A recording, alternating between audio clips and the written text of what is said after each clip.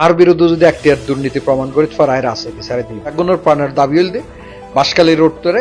চাইলেনি উন্নীতিকরণ এবং কক্সবাজারের যে যোগাযোগ ব্যবস্থা ইয়েন যদি আর টানেলের মাধ্যমে গড়িত পারি চট্টগ্রাম শহর যানজট নিরসন হইব পাশাপাশি টানেলের ইনকাম আয় বৃদ্ধি পাইব এবং সময় বাঁচিব কিন্তু জাফর ইসলাম চৌধুরী সাহেব এমপিওনের পরে 96 তে কিন্তু বাঁশখালীর প্রত্যেকখান ইউনিয়নের যে কানেক্টিং সড়ক আছে বাঁশখালী আসলে এনেকান উপজেলা জিয়ান হয়তো চট্টগ্রামের অন্যান্য উপজেলা জিয়ান নাই আল্লাহ তালা মানে প্রাকৃতিক একান সৌন্দর্য জিয়ান ইয়ান বাঁশখালীতে দিয়ে একদিকে পাহাড় আর একদিকে সাগর মাঝখানে রাস্তা এবং রাস্তাগুলো এত সুন্দর রাস্তা দেয় বাণীগ্রাম ট্যাগত্তুন একদম ফেকুয়া পর্যন্ত সোজা আঁকা বাঁকা নাই এত সুন্দর একান উপজেলা হয়তো বা চট্টগ্রাম না বাংলাদেশে তো অন্য জায়গা পাওয়া যাবে কিনা সন্দেহ আছে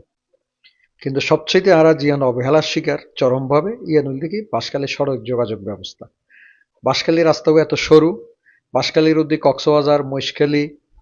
তারপর অনর পেকুয়া চকরিয়া বিভিন্ন এলাকার যার কিন্তু রাস্তা শুরুর কারণে মানুষের ভোগান্তি চরম আকার ধারণ করছে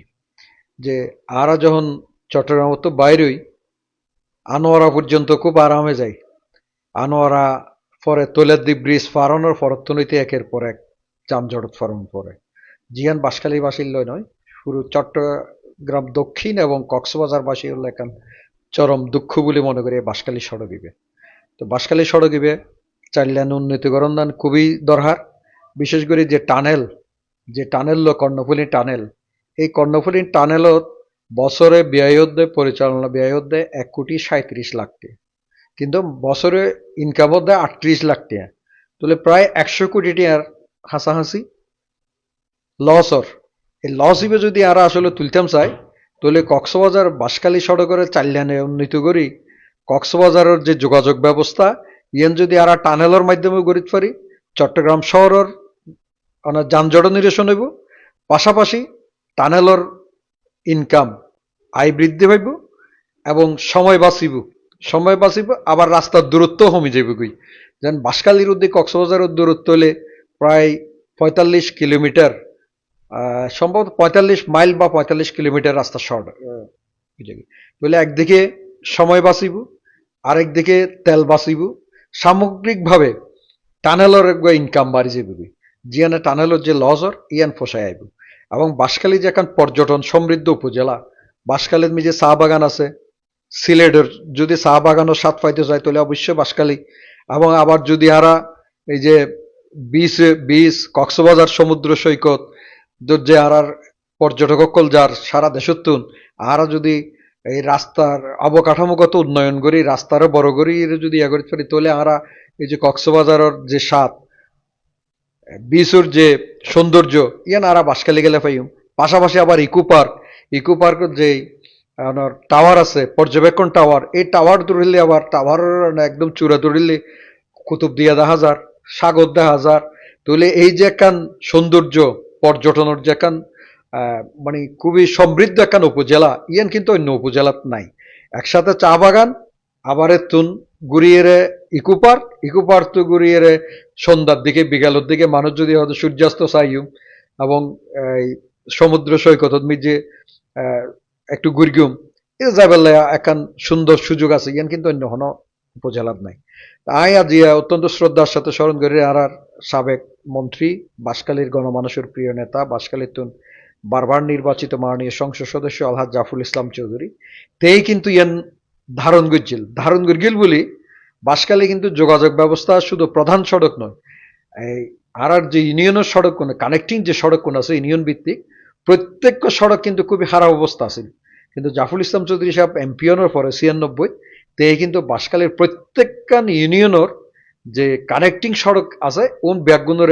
উন্নয়ন করানোর পিছনে হারুল দি তেই চিন্তা করি গেল দে যদি আরা বারসরা খানহানাবাদ যে পর্যটন স্পট জিয়ান সি বিচ ইয়ানের যদি আরা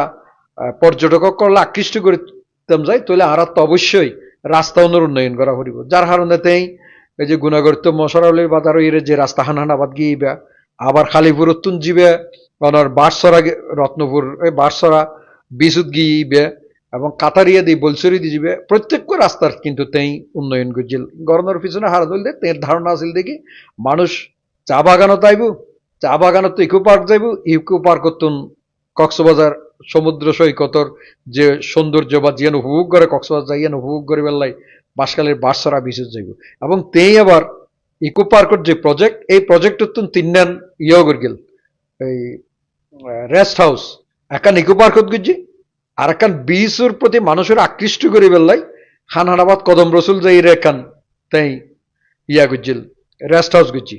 ইয়া নলদে ইকো পার্কের প্রজেক্টর টিয়া দিয়ে গড়ি গরনের পিছনে হাড়ল দিয়ে তাই চিন্তা করে গেল দে এই মুহূর্তে যাইরে পর্যটক কল যাইরে যদি একটা বিশ্রাম লইতে চায় বা ইতারা যদি ওয়াশরুম ইউজ করতে চায় এটা তো এইভাবে অবকাঠামো ডেভেলপ নয় তাহলে এই অন্তত ইয়ান দিয়ে যাইরে তারা ইয়ান গরিত পারিব পাশাপাশি আবার নিরিবিলি শান্তির তো অনেকেই তো চায় একটু পাহাড় বেষ্টিত জায়গাত মিজে রাত্রি যাপন করি বেলায় পর্যটক কাইলি যাতে এলে পাহাড় বেষ্টিত নিরিবিলি জায়গাত মিজে রাত্রি যাপন করি পারে ইয়ান ইকো পার্কও তো রেস্ট হাউস করছি আবার বাঁশখালী কলেজের পাশে বাঁশখালী কলেজ তো পাহাড়ের অবস্থিত বাঁশখালী কলেজের পাশে আরেকখান রেস্ট হাউস তাই করছি যে মানুষজন এটা থাকিতে পারিব অর্থাৎ তের এখান চিন্তা চেতনা আছিল দে বাঁশখালীয়ানের পর্যটন উপজেলা হিসেবে গড়ি তুলিবার কিন্তু তে জনের পরে বাঁশখালীর অবকাঠামোগত উন্নয়ন জিন তেই ইন্টারনাল যে সমস্ত রাস্তাঘাট ইউনিয়ন ভিত্তিক জিন গড়গিল এগিন কিন্তু এখন খুবই খারাপ অবস্থা তো আইজিএন মনে করি যে বাঁশখালীর যদি আর একখান সমৃদ্ধ উপজেলা হিসেবে করতে চাই বাঁশখালীর যেন আরো কিছু লবণ শিল্প এবং ইতিমধ্যে ওনারা জানুন যে বাঁশখালীর পাওয়ার প্ল্যান্ট গিয়ে এবং এডে আবার ইকোনমিক জোন গরিবের একখান চিন্তা ভাবনাও আছে তো এগিন যদি সমৃদ্ধ করতে চাই এগিনোর যদি আরা পরিপূর্ণভাবে এগিনোর যদি মানে ফিডব্যাক পাইতাম চাই তাহলে আর রাস্তার উন্নয়ন করা হবে আর যে এলাকার রাস্তার যত উন্নয়ন হই এই এলাকা তত বেশি সমৃদ্ধ হই আর যোগাযোগ ব্যবস্থার উন্নয়ন ছাড়া তো আসলে এগিন ফিডব্যাক ফন্ড সম্ভব নয় তো যার কারণে বাঁশখালীর একজন সচেতন নাগরিক হিসাবে এবং একজন জনপ্রতিনিধি হিসাবে সরকারের প্রতি আর অনুরোধ তাইব যে বাঁশখালীর রোডটার সাইড লাইন উন্নীত করণ এবং ইতিমধ্যে আমরা জানুন যে আগামী কয়েকদিনের মধ্যে সম্ভবত একনাকো তড়িব যারা অতীতে আসিল আর বেশিরভাগ ক্ষেত্রে এই সমস্ত জিনিসে কিন্তু দেখা যাবে দাবি দাবা যেহেতু নেই আইবেও এটা কেন রাজনৈতিক সদিচ্ছা লাগে রাজনৈতিক সদিচ্ছা এবং রাজনৈতিকভাবে সিদ্ধান্ত লাগে যার কারণে এই এবিসি বা আঞ্চলিক মহাসড়ক আনোয়ারা বাঁশখালীর চকরিয়া আঞ্চলিক মহাসড়ক হিসেবে স্বীকৃত কিন্তু এইভাবে ডেভেলপমেন্ট না হয় মহাসড়ক ওই বেলায় যে রকম ইয়ার দরকার এইভাবে না হয় এখন কিন্তু এবিসি মহাসড়ক হিসেবে কিন্তু সড়ক বিভাগত যে আছে অন্তর্ভুক্ত আছে এখন এবার যদি আর এই মহাসড়ক হিসেবে করতাম যে অবশ্যই 4 লেন গরম পড়িব এবং এই 4 লেন করিলে আর যে কক্সবাজার অনেক সময় দেখা যায় আমরা নিজেরাও দেখুন বন্যার সমন্বয় যে আরাকান সড়ক যাবে এবার ফানির তলায় যাবি তখন কক্সবাজার চট্টগ্রামের সড়ক যোগাযোগ বিচ্ছিন্ন হয়ে যাবে কক্সবাজার চট্টগ্রামের সড়ক যোগাযোগ বিচ্ছিন্ন হলে ডাহাল বিচ্ছিন্ন পুরো দেশের বিচ্ছিন্ন এই সমন্বয় যে আমরা দেখি দিই বড় বড় বাস ব্যাগিন এই সরু রাস্তা যাবে বাঁশখালী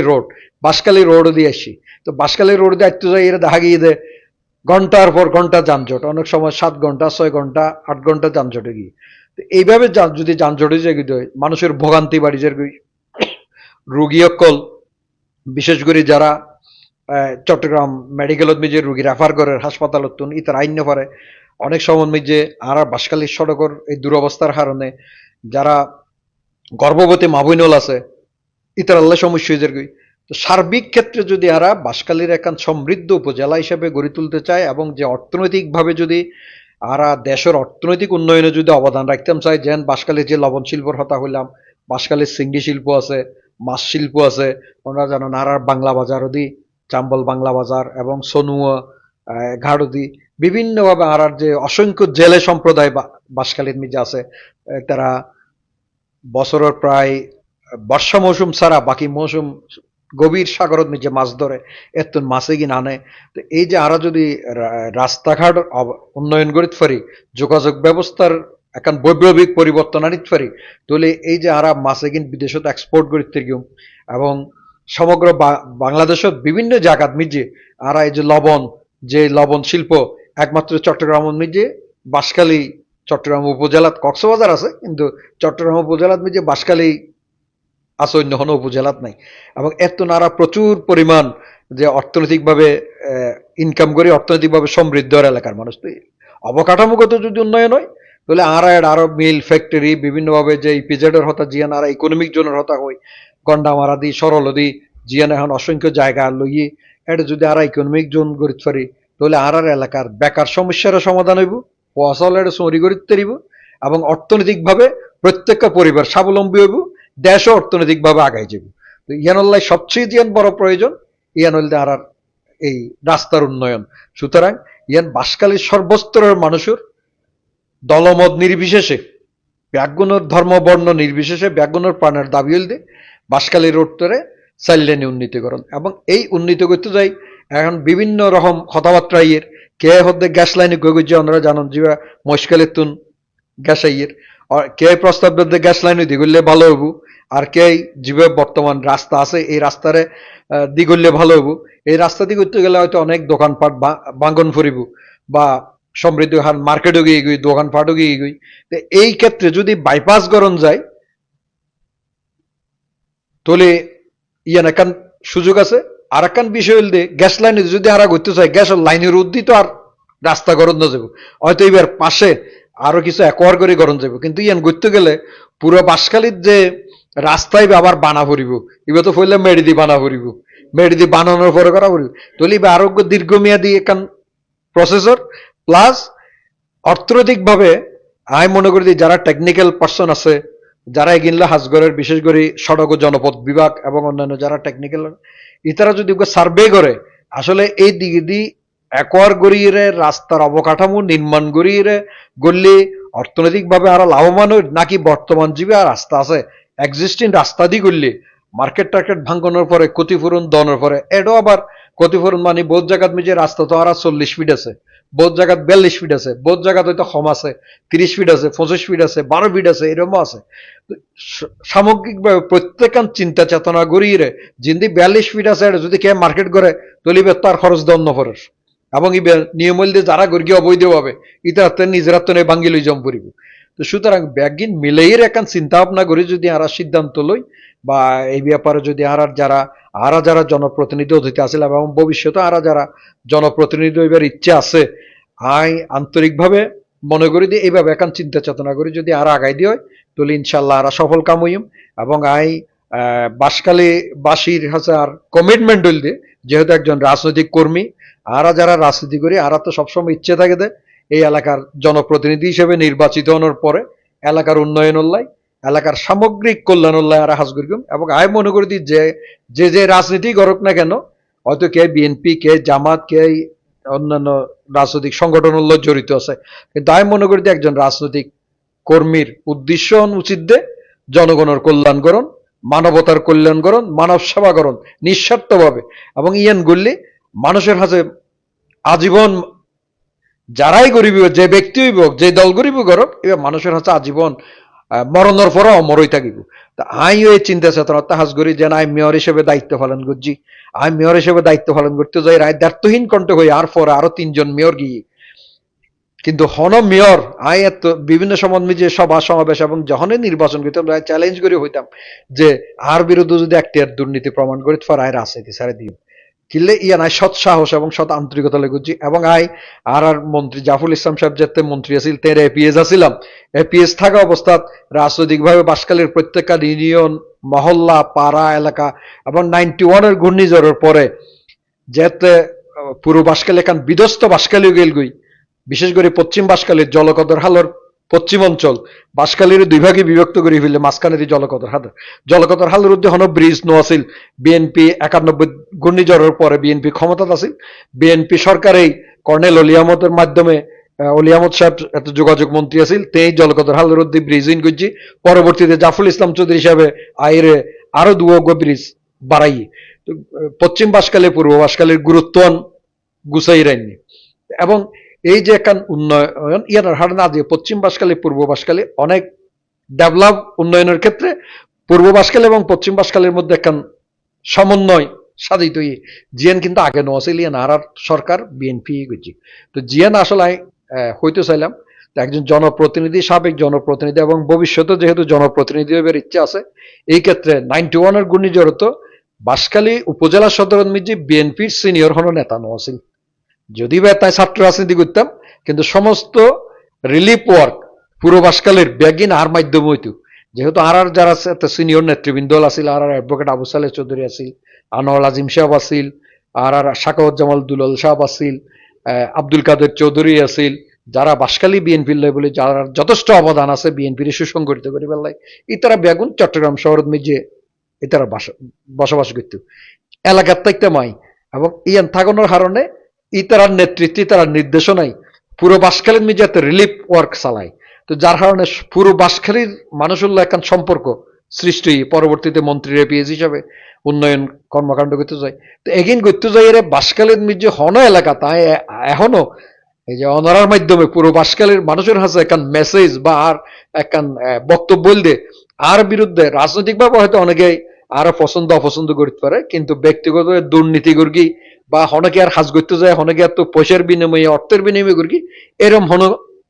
কে বাঁশখালীর মিজে হনকে হইতে পারত না। তো এই বিশ্বাস এবং আস্থাতুন এখনো জনগণের প্রতি, বাঁশখালীবাসীর প্রতি আর বক্তব্য এবং কমিটমেন্ট দিয়ে ভবিষ্যতেও যদি আল্লাহ পাক কোনো সুযোগ দেয় বাঁশখালীর